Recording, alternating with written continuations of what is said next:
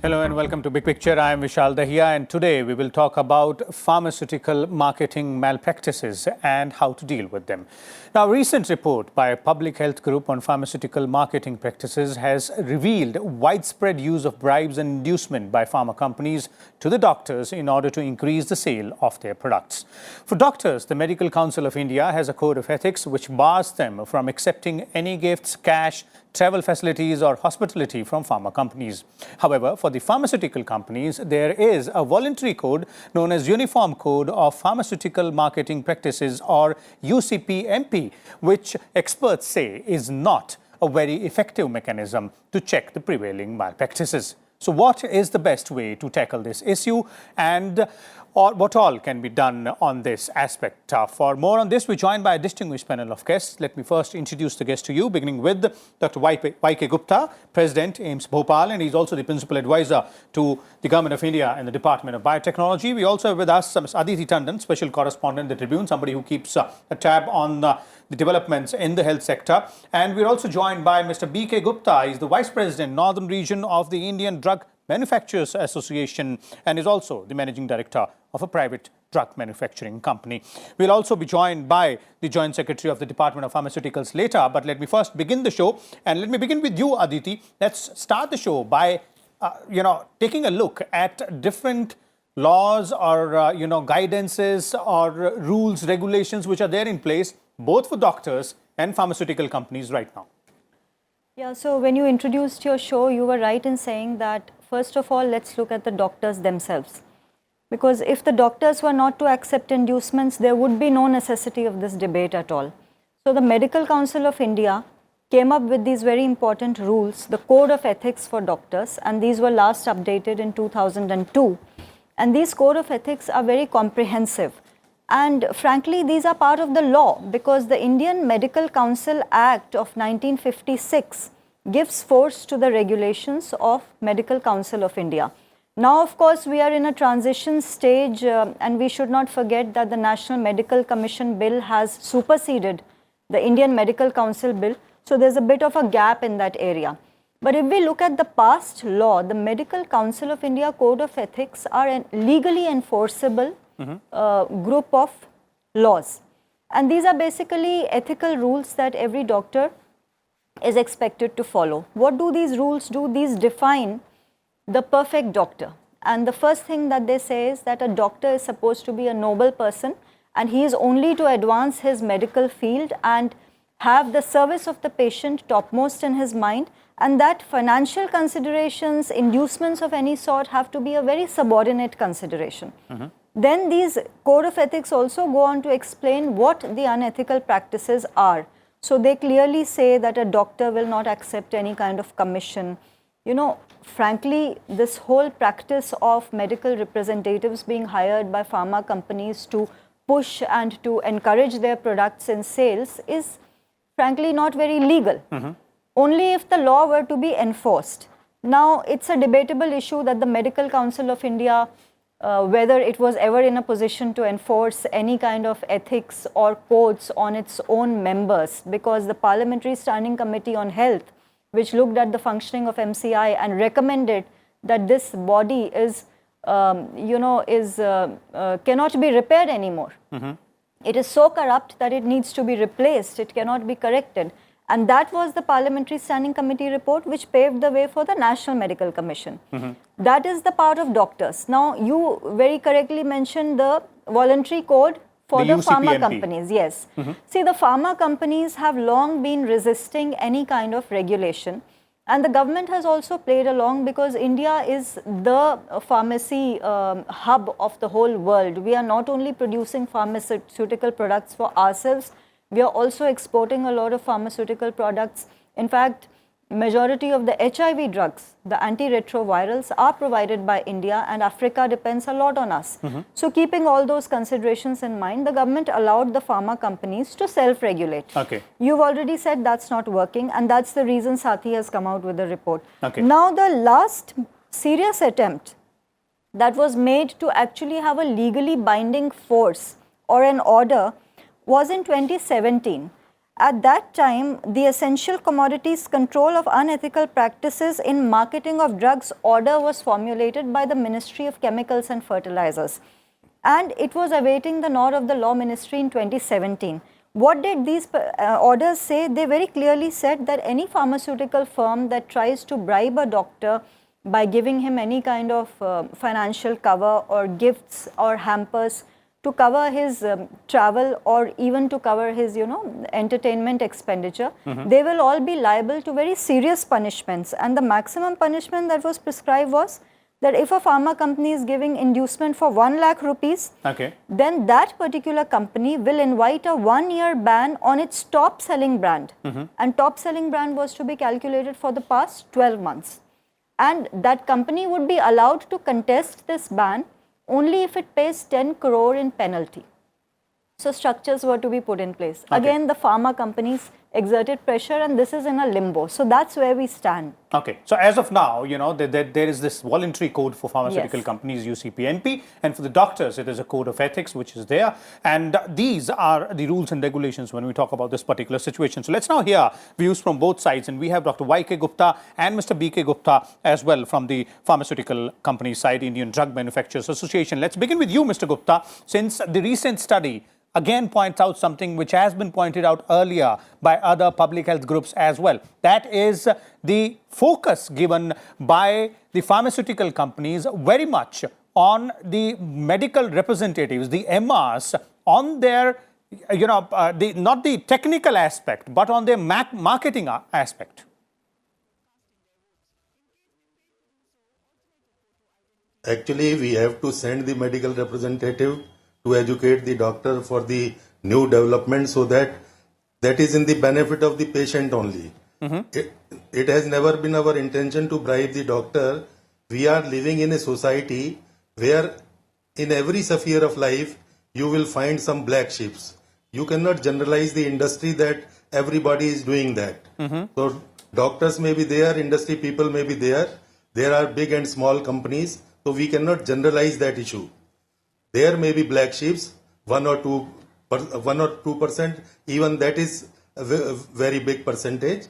So I do not subscribe to this idea of bribing the doctors and all that. Okay, but as per the, the data which we have with us, the UCPMP, which is the voluntary code for the pharmaceutical manufacturing companies, there is not even a single action which has been taken by the pharmaceutical company associations, be it IDMA or the other associations. So does that mean everything is all right because the reports given by the public health companies, the research done by them shows otherwise? Actually, we have not received any such complaint in our association.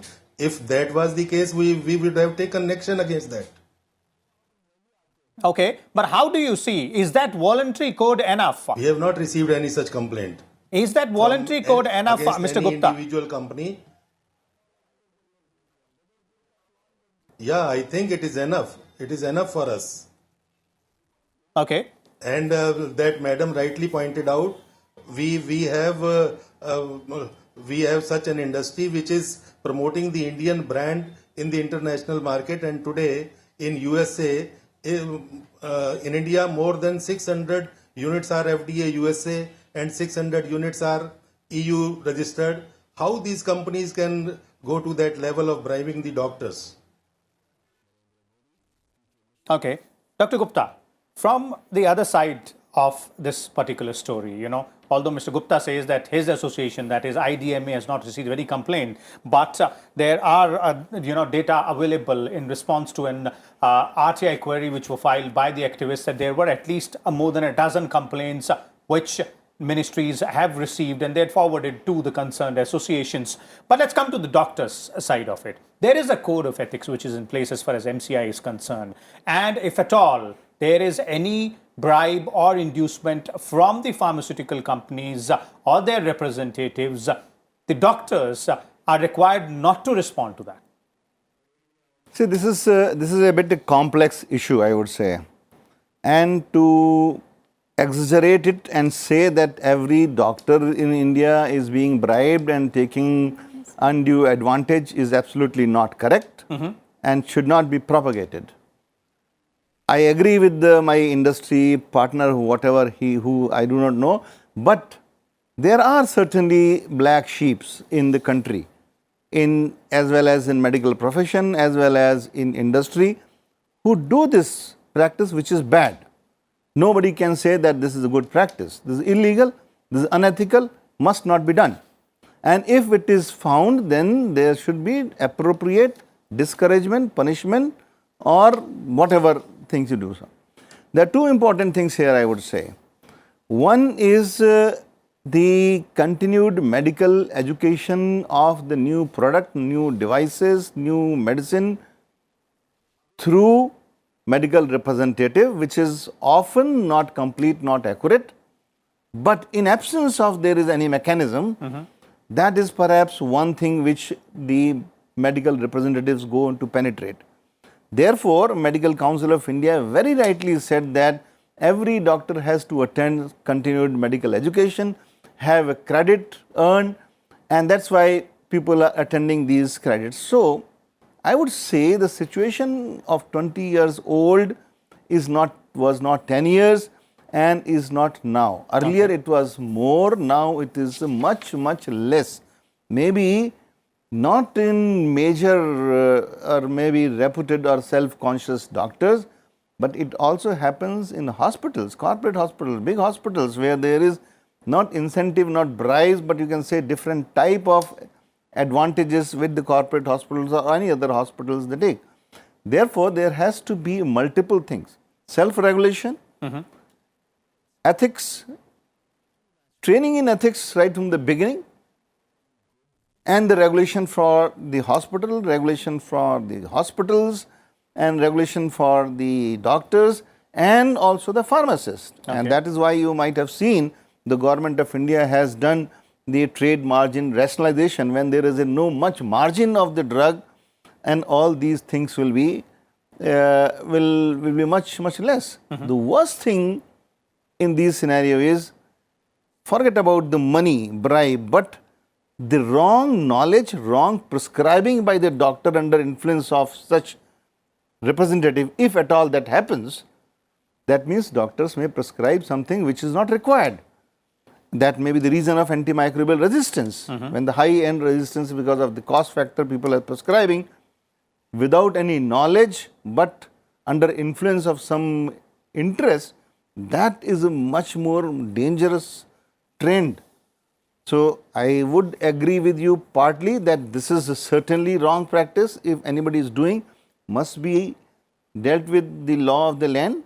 But I don't agree that each and every doctor in the country is doing this. Okay. Let me go back to Mr. Gupta. And Mr. Gupta, let me bring you back on a different point, a related one, and directly related specifically. You know, another set of data says that the 10 or 12 largest pharmaceutical companies have spent just a marginal percentage of their sales on research and development, whereas it is, on marketing, it's almost 200 to 300%. So why focus so much on marketing? Why not focus on research and development? Marketing expense is not for the doctors only. It is for the trade also, medical representative salary, manager salaries, then literature and all that. It is not for the doctors. Okay. And research and development, you see, margins are not there for the company. They will spend only out of the margins on research and development. Still, it is increasing year to year basis. Okay. Okay.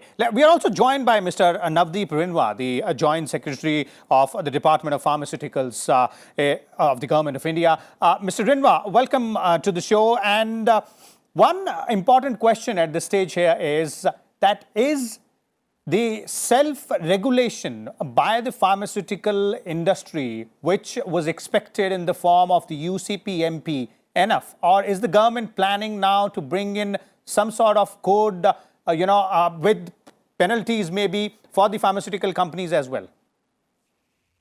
Thank you, Vishal, for inviting me. I must tell you that we have, the Department of Pharmaceutical has formulated a uniform code for pharmaceutical marketing practices, which has been adopted voluntarily by the Pharma Association, the Pharma Manufacturing Association of Pharmaceutical Companies since 1st January 2015. As of now, there are no plans to make this code mandatory or prescribe any punishments for violations. It is for the associations to look into the complaints and take action at their level against the the companies which are at fault.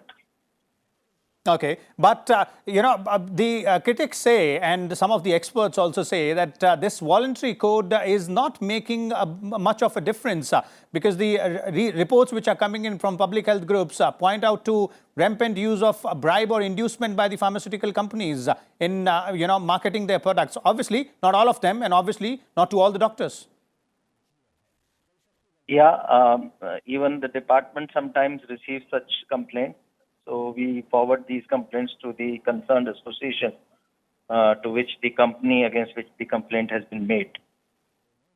And it is for the associations to take action at their level. Okay, so do you feel, or does the government feel that as of now the voluntary code is enough for on this particular issue? Presently, there is no proposal to make this code mandatory or prescribe any punishments for violation of the code. It is, as of now, up to the associations. There have been demands that this code should be made mandatory or some law should be brought, but no consensus has so far emerged in the government on this issue. Okay, thank you, Mr. Rinwa. Thank you so much for being with us on this show here. Aditi, that clearly settles the situation, as you started in the beginning, that as of now it still is a voluntary code. But Mr. Gupta from the IDMA is saying that it's not such big as big a problem as it might be understood by many. Yes, there are some bad players in the pharmaceutical marketing industry, but not all of them. See, when you have unethical medical practices, or for instance, when you debate any law is always for the minority. I'd beg to differ with my co-panelists who have said that, see, this debate is not taking place because every doctor is accepting bribes. The law is actually necessary to contain the black sheep in the profession. Even if you look at criminology, you look at the history of crimes in India, look at the history of murders or rapes, these are exceptions to the norm, Not everybody in the country is going around killing people, but you have a law to contain murder. Not everybody is going around raping women, but you have a very strong criminal law amendment against sexual assault. So it's nobody's case that the whole community is to be blamed. Of course, there are black sheep, as Mr. Gupta was pointing out, but how do you deal with the black sheep? Now, the Joint Secretary in the ministry is pointing out that it is for the associations to look at these cases of violations. As but for the UCPMP. I'm sorry, I am a health consumer. Can I, as a consumer of health, demand it as a right that I have the right to know which are these black sheep? Why would you not name them, for instance, on the ministry websites? What is self-regulation all about? That you point out the gaps in your own systems and you flag those gaps. There are these kinds of policies being practiced at every level, in every sector, where you incentivize people who are doing well and you disincentivize firms or brands that are not doing well. So naturally, the Ministry of Chemicals and Fertilizers does have a database because they do receive complaints which they forward to the associations. Can we know in the public platforms, can we know for the sake of transparency what happens to those complaints? Okay. Does the government even bother to ask these associations to send back action taken reports? Even if you don't have a law, nothing stops you from monitoring the self-regulatory process, right? Also, there has to be this debate around whether or not the doctors will ever agree to prescribe medicines by their generic names. Why is there this fixation and obsession to prescribe medicines by brand names? Prime Minister Narendra Modi a while ago had pointed out in a speech that let's start prescribing medicines in generics and let's have a law around it. And the entire pharmaceutical sector had come up against arms, when the Prime Minister spoke this. Whereas the Medical Council of India in 2015 had actually come up with a code which said that let every doctor prescribe medicines in generic form and let's not promote brands. So a lot of unethical practices also lead to overpricing of drugs. If you look at the economics of pharma companies and economics of medicine marketing in the country, it's a very complex debate. But my point precisely is that both the panelists agree here that there are black sheep in the community. What is anybody doing about these black sheep? Do we know who they are? At least we should have the right to know. Okay, that's an important point, and the other one as well. I'd like to bring Dr. Gupta on the generic, medicines issue, something which has been pointed out by none other than the Prime Minister himself. So, and the MCI also has a guideline on that. So, why not we switch over to that? Prescribing medicines by their generic names. Maybe a part of this problem will be resolved.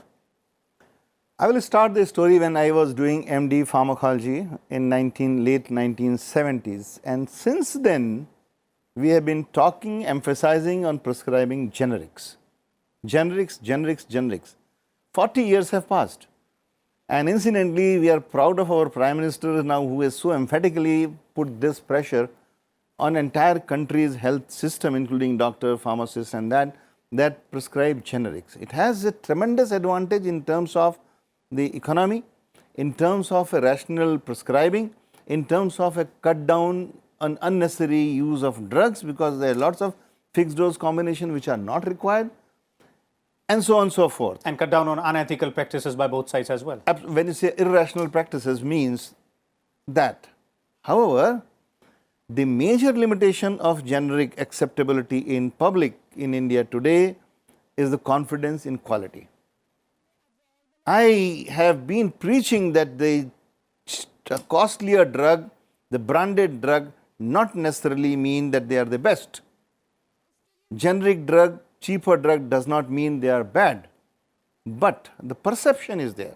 And the answer to this perception, which I have told in NITI in a couple of forums, that we have to have a huge infrastructure for quality testing of the drug.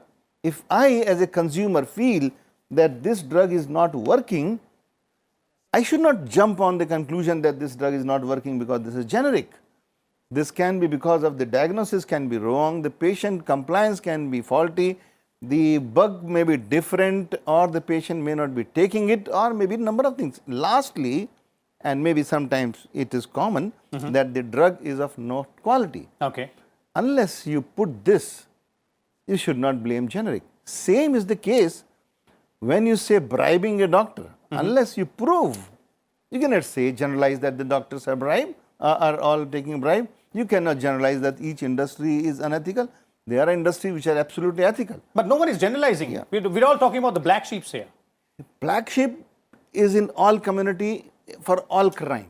Nobody will deny it. And when Aditi says that the health consumer has a right to know who's the black sheep. I fully agree with it. And there should be the rules. My emphasis would be, make guidelines which are enforceable.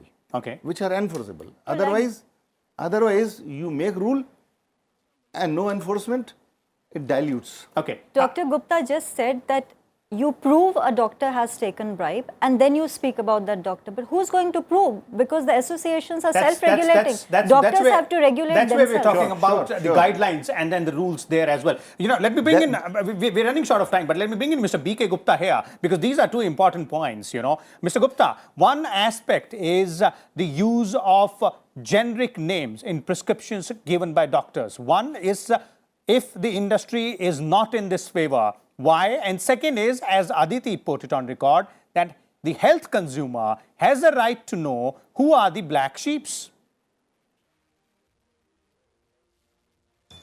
Definitely they have the right to know the black sheeps, but whenever we received some complaints, we found them not correct.